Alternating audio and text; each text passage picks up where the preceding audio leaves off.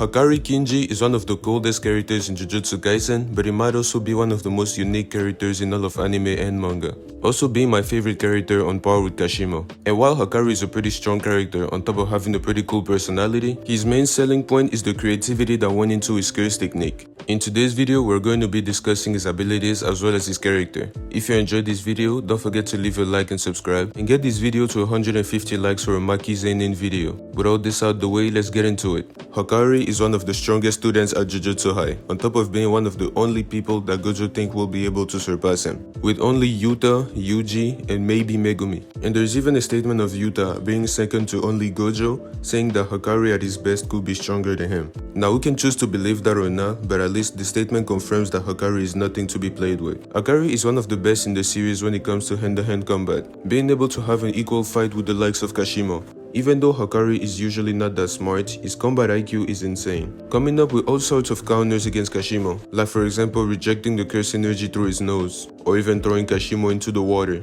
This is mainly due to him reading mangas, but it doesn't take anything away from him. He is also not a complete idiot, like realizing that Yuji was lying the moment he said that he didn't know Gojo, and right after putting 2 and 2 together and realizing that Yuji was with Jujutsu High. On top of being an elite brawler, Hakari's curse energy is rougher than anybody else's, making every single one of his punches hurt like a serrated bat, no matter the strength behind it, causing somebody like Yuji, that has one of the highest durabilities in the series, to not only bleed like crazy, but to even almost pass out. But Hakari's main ability is his luck. Having such a crazy luck on top of knowing how to utilize it very well is what makes Hakari's ability. Having a gambling addiction translates perfectly into his curse technique. While we do not know too much about Hakari's curse technique on its own, and what he could do without the use of domain expansion, what we've seen from his domain is absolutely insane. His domain is called Idol Death Gamble, and this is very long and complicated, so I won't explain it in detail. But what you need to understand is that it works like a pachinko machine, and just like on any machine, rolling 3 times the same number gives you a jackpot, and hitting a jackpot allows Hakari to have infinite curse energy during the whole duration of the song. Having infinite curse energy not only buffs his physical abilities, but gives him instinctive reverse curse technique. Even though he doesn't know how to use reverse curse technique on his own, having infinite curse energy, it happens alone. So even though he never learned it, he has the ability to become immortal during the duration of that song. But it isn't that simple, because since the domain gives him infinite curse energy, that means he still has enough curse energy to use another domain. In the end, as long as he gets lucky, Hakari can use his domain indefinitely. He also gets bonuses from different situations, like for example hitting a jackpot. One of those bonuses is increased probability. While you normally have 1 chance out of 239, increased probability gives you 75% chance of hitting a jackpot, meaning that you will most likely get another one. Hakari's domain sure hit is different from the others. Not only he has priority in the domain battle, but his sure hit doesn't even hurt the opponent. The sure hit consists of sending all the informations about the rules of the game to the opponent's head, getting all the informations at once and understanding them all at once. And once this is done, the game has already started. But with Hakari's insane skill and ability to utilize his luck, you can be sure to lose once he gets in that form. And even a strong sorcerer like Hajime Kashimo wasn't able to defeat him. He could have found other ways to defeat him, but that's not the point. The point here is that he lost because of Hakari's abilities. Even though he basically died 3 times, he was always able to come back to life. He not only lost his arm twice during the fight, but he also got hit by Kashimo's lightning bolt in his side, which almost killed him,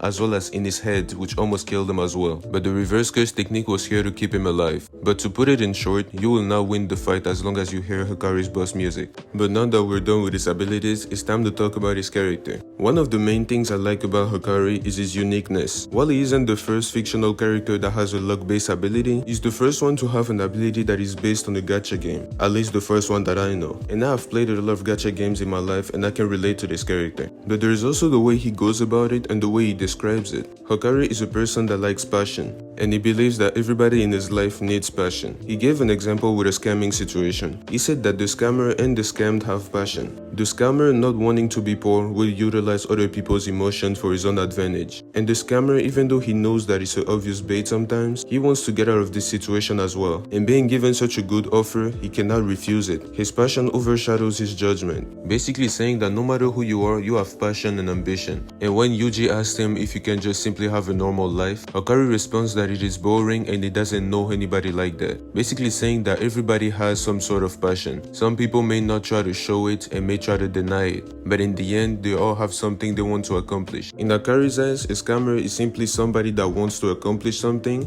and uses the fact that other people want to accomplish something against them, because that passion would affect their critical judgment, allowing him to win. And this is another thing that I love about his character. Instead of the simple notions that we know already, like this is bad and this is good, Hakari is a character that brings nuance into the situation, saying that no matter who you are, you all have the same motive. There's also the fact that he doesn't think that people or the woman that rejected him before are mad because of gambling itself. They don't hate gambling, they hate loss and ruin. But most people with the gambling addiction aren't necessarily skillful. A lot of them simply end up wasting their money, which gives people the general idea that gambling addiction equals loss and ruin, which is why they hate it so much. But gambling itself is not a bad thing. As a matter of fact, everything in life is a gamble. And there is two types of people. People that are too scared to gamble and end up not accomplishing anything, or people that have the courage to do it and end up being successful. Gambling is the perfect representation of passion in life, which is why Hakari loves it so much. Hakari doesn't have any issue with the other students. He actually loves the other students and is very close to Panda, for example. His main problem is the higher-ups, people that like to regulate everything to their own liking. But Hakari's ways of doing things as well as abilities are very unorthodox, causing Jujutsu High to hate him but to even expel him later on. He hates them because they are boring,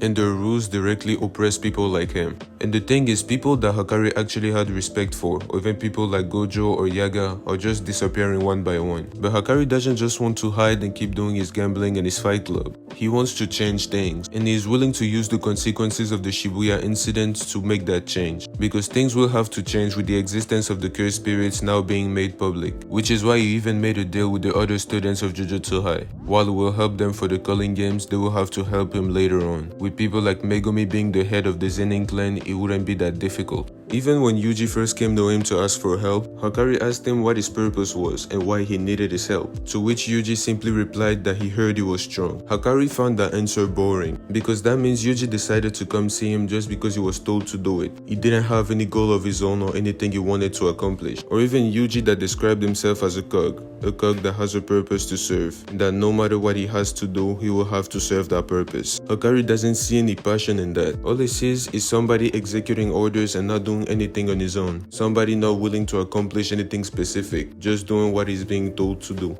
But after seeing the determination into his eyes and the fact that he was still standing up after taking hits from Hakari, he understood that Yuji wasn't a simple boring person. Even though his goals seemed boring, he has a lot of determination and is willing to accomplish it. And Hakari had a lot of respect for that, which ended up making him wanting to help them, to even later on be one of the most important pieces in the calling games, because not only Panda would be dead, but a dangerous sorcerer such as Kashimo would still be roaming around. And the simple reason why Hakari respects Kashimo is because of his strength and dedication. Kashimo was strong enough to kill him multiple times even though he was immortal, and he said he'd never been close to death this many times in the same day. This was actually the first time Hakari had such a challenge. It was a first for him. But there is also the passion in Kashimo, wanting to fight Sukuna so bad that he was willing to die against Hakari. He will by any means save his curse technique to use it against Sukuna specifically. And if he had to use it on somebody else in order to survive, he would rather die, which could be another perfect example of passion and ambition.